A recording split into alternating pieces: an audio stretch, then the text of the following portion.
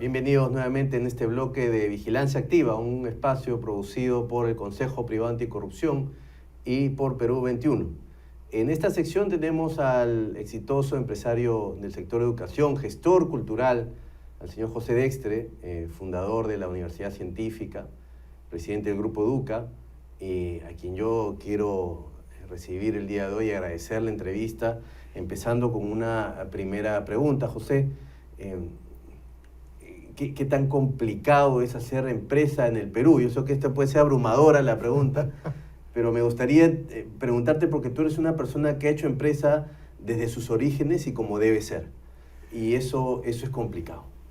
Bueno, en principio agradecerte la invitación.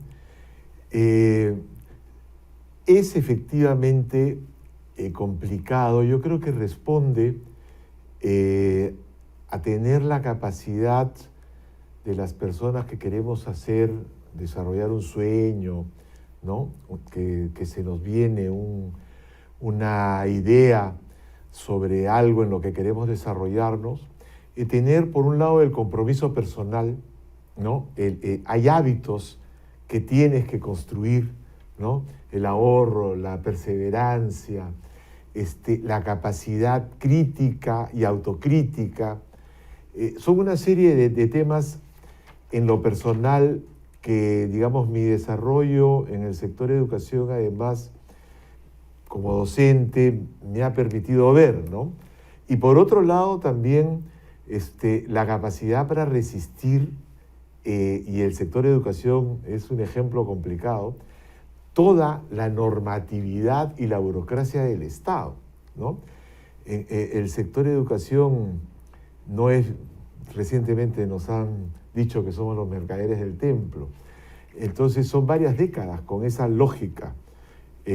No verlo como una ayuda al Estado, sino verlo más bien como alguien que quiere aprovecharse de un servicio público que al contrario, ¿no? El Estado debería, con toda honestidad, sentirse bien de que haya inversión privada en ese sector, ¿no? Claro. Y tú has mencionado una palabra que es capacidad crítica y autocrítica, y soy testigo de los esfuerzos que hacen en las empresas de grupo por fomentar el razonamiento crítico, ¿no? El debate, la construcción de las ideas, de la reflexión. Ya que estamos hablando de libertad de empresa, libertad de mercado, ¿cómo ves tú la posición de los jóvenes, de los estudiantes respecto a este equilibrio que existe entre empresa y Estado?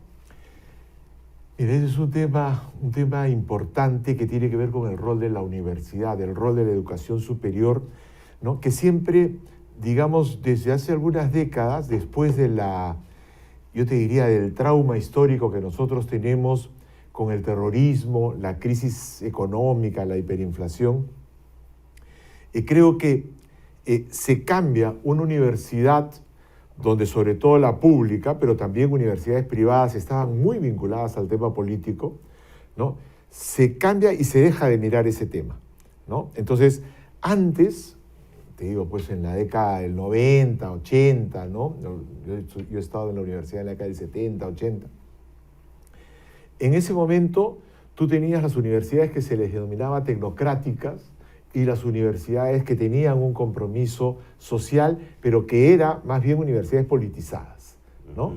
Muy fuertes, la presencia de Sendero Luminoso y de otros partidos de izquierda radical muy fuerte, pero que tenían una virtud, si se puede decir así, que era mostrarte la realidad. Había mucho más diversidad en las universidades y te mostraban lo que era la realidad social.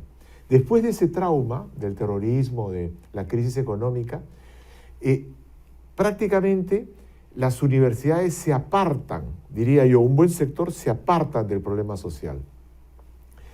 Y eso hace que se imponga de alguna manera una visión del país, ¿no? Si nosotros, y creo que es algo que manejamos muchos, sabemos que, digamos, en la universidad pública hay ideologías más cercanas al marxismo, al leninismo, que están presentes, y en algunas universidades privadas también ha habido una preponderancia de esas ideas. Y el resto no ha habido, digamos, una discusión, una visión política. Creo que ese es un tema que la universidad peruana debe corregir. O sea, la universidad debe ser un centro plural, ¿no?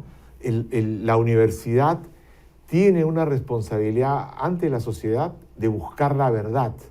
Esa es la razón de ser de la universidad. Universal. Así es, ¿no? Claro. Y esa verdad, mirando, observando a la sociedad, tiene diversos ángulos desde los cuales tú te aproximas al problema. El alumno de una universidad debe salir con la competencia democrática.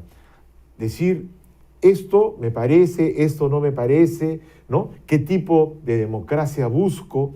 ¿No? Y a partir de ahí poder votar, porque claro. ¿Qué diferencia un chico de 12 años, 14 años, 20, 40, un adulto de 40, 60, para ejercer la democracia? Claro. El discernimiento, ¿no? El saber claro, marcar. claro. ¿No? Ese chico de 12 años podría marcar también la célula. Claro. Se supone que la adultez es la capacidad para elegir, claro. ¿no? Pero si no te preocupas, si no tienes pensamiento crítico, si no eres educado para cuestionar las verdades, claro. entonces claro. no se logra, ¿no? ¿Piensas que la universidad ha fallado en general al producir máquinas de producción de dinero que no tengan esa capacidad, esos profesionales que no tengan la capacidad holística de ver la realidad y reflexionar? Pero mira, yo creo que ahí todos de alguna manera nos hemos acostumbrado a, digamos, diferenciar el producir dinero, como tú has dicho, y permíteme que use esas palabras, claro. con la preocupación hacia la sociedad. Claro. De repente, ¿ya? La riqueza, generar riqueza, yo siento que es hacer el bien, ¿ya? Generar riqueza espiritual, generar riqueza material, es hacer el bien, riqueza intelectual. Claro. Tú estás ayudando a otros.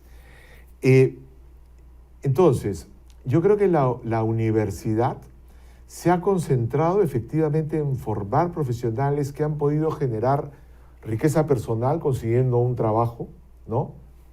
Digamos, lograr un sueldo, lograr colocarse en el mercado.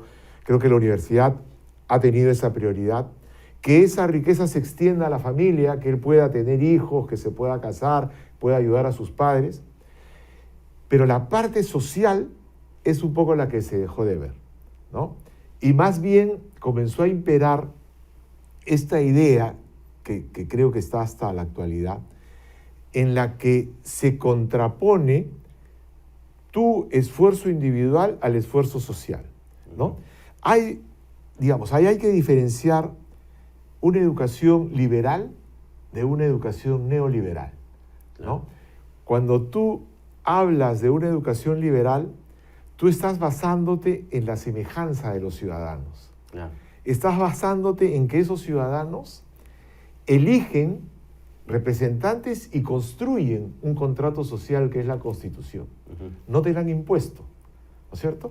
Y crees en esa lógica liberal que tienes derechos y obligaciones, ¿no? Y vas a contribuir como individuo hacia la sociedad. El Estado debe regular.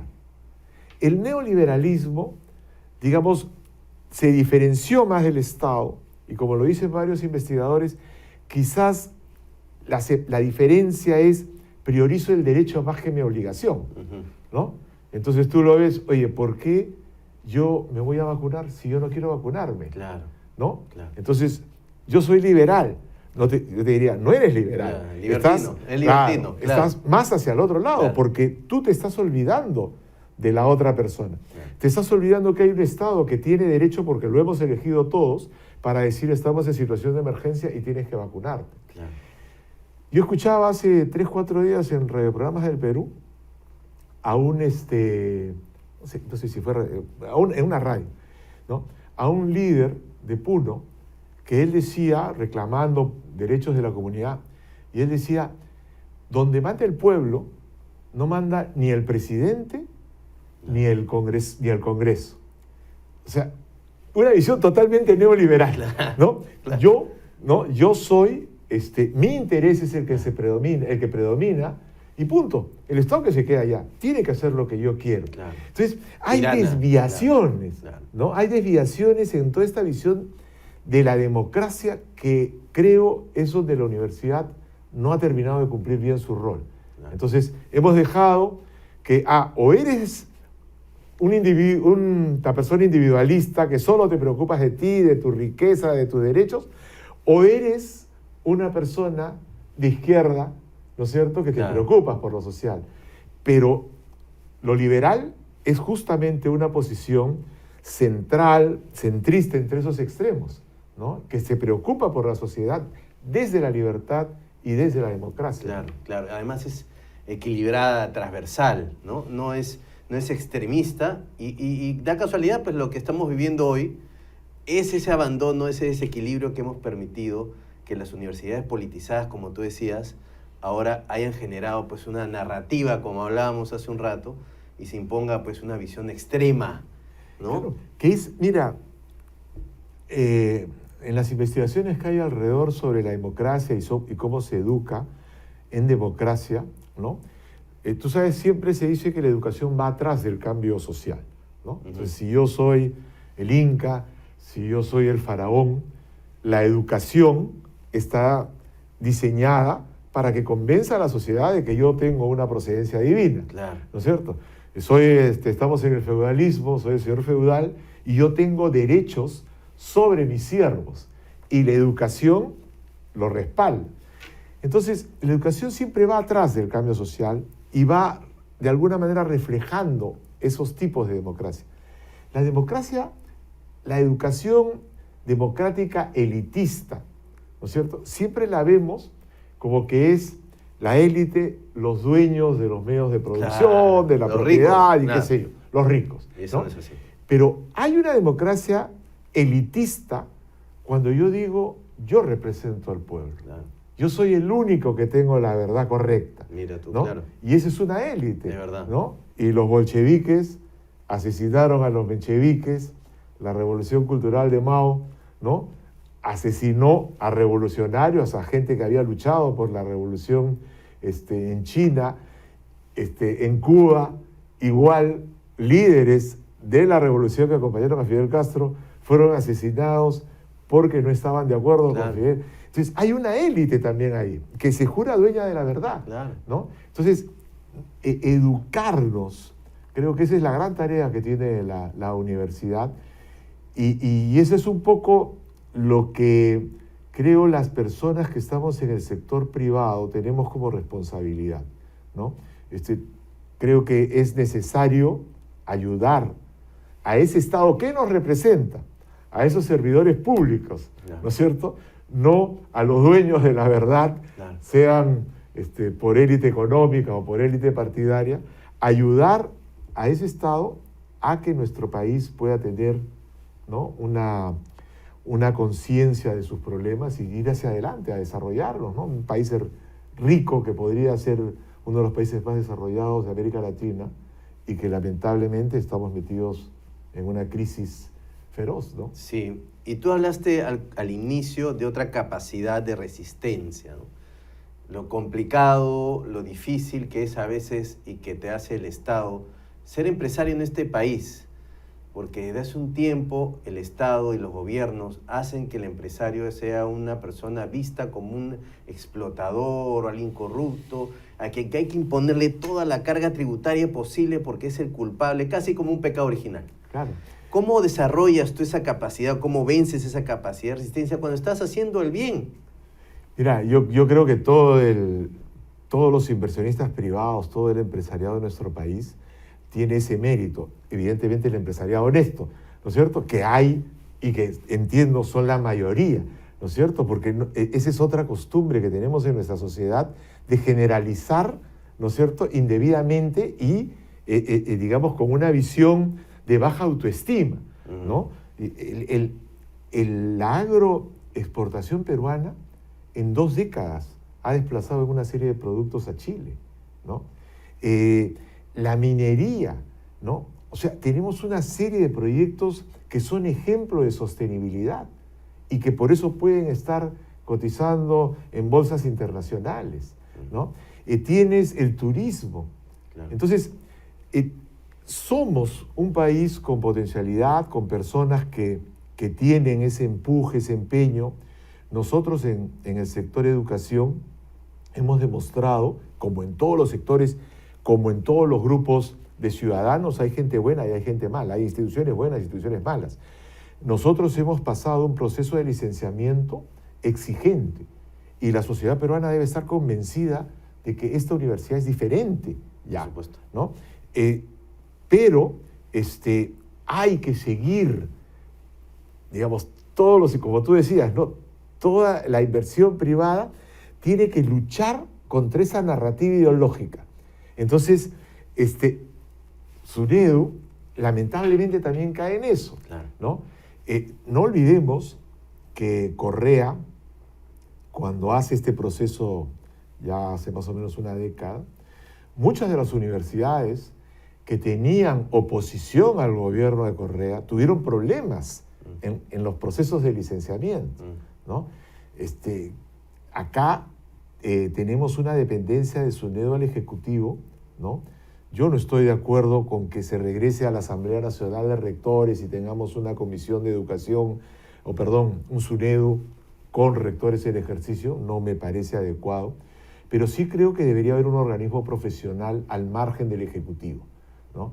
Que garantice que no, digamos, vaya a haber una imposición ideológica. Independencia. Así es, ¿no? Desde el Ejecutivo a una universidad que pudiera tener un pensamiento divergente con el gobierno de turno. Hasta ahora no se ha dado esa situación, pero podría darse, claro, ¿no?